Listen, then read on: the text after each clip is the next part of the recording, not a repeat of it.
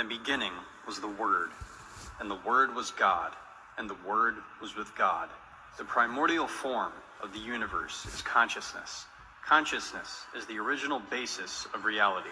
Wherever consciousness is, there is reality also. There can never be one without the other, and one can never be known without the other.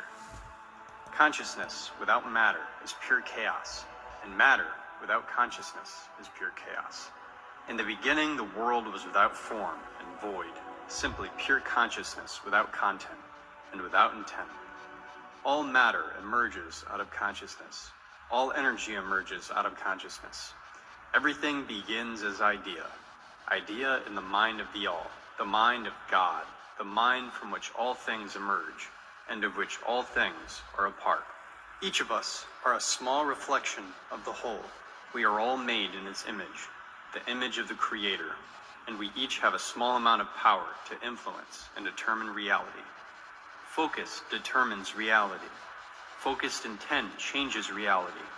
Ideas direct focus, changing reality. All memes are ideas, and all ideas are memes. Memes determine focus of many minds at once.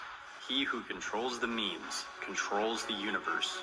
The ancients knew this, and so understood that control of the true stories, the narratives about which people frame their lives, was essential to the control of reality.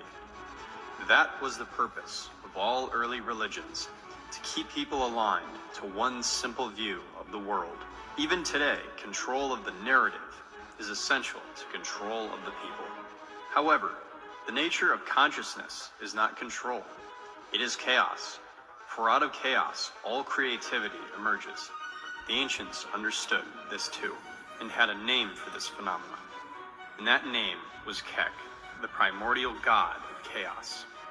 What is Kek? Kek represented rebellion, a return to disarray against any falsely imposed order.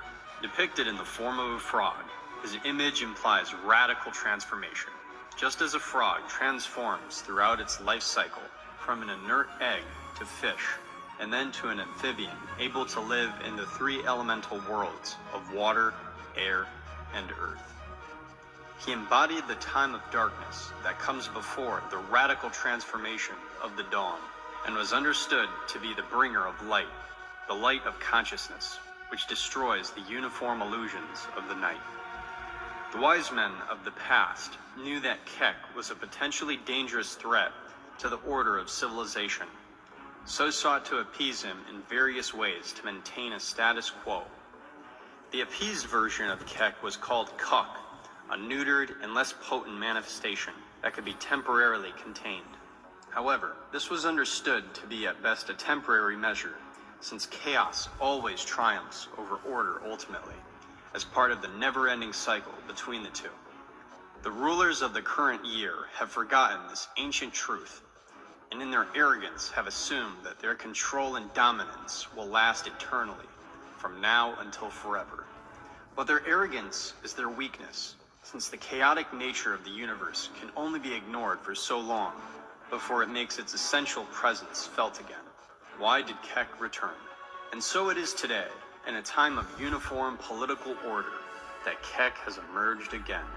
Out of the far dark reaches of the internet, beyond the radical fringe, in places where minds and means still roam free without abandon, away from repressive restraints of suffocating censorship, Kek returned. At first in a form unrecognized, and yet still instantly loved by all who saw him. He showed his seemingly innocent face, harmless to begin with, and so sweet as to be almost unnoticed. His image spread from the birthplace of chaos into the hearts and minds of people everywhere, known to all, and feared by none. Only later did the unpredictable and menacing side of this figure begin to become apparent. An apparition of never-ending laughter, with a self-contented and more disconcerting face, became known.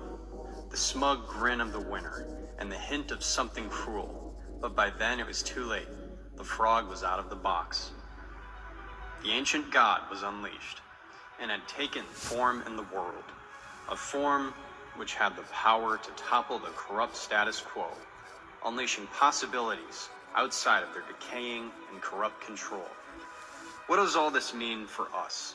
It means a time of unstoppable chaos is upon us, and nothing can be done to prevent it. Yet with this unpredictability, there is great potential for those who can align themselves with the changing nature of reality and find the light of truth that comes with the promise of Kek. The old orders of the past are crumbling, and with their decline something new and as yet unknown will appear. It also means humanity can no longer slumber in the night of unconsciousness while a suffocating political order conspires to keep us asleep, because the dawn is already upon us. The reemergence of Kek has invigorated the minds of the awakened masses and their abilities to shape the words of which the world is made, to control the means, and in so doing, direct the focus of the collective consciousness and alter the fabric of reality itself.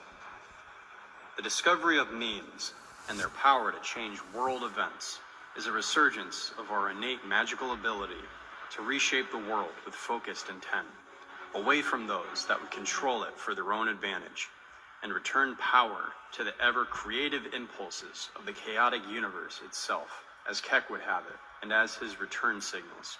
Focus determines reality. Focused intent changes reality. Ideas direct focus, changing reality. All memes are ideas, and all ideas are memes. Memes determine focus of many minds at once. He who controls the memes controls the universe.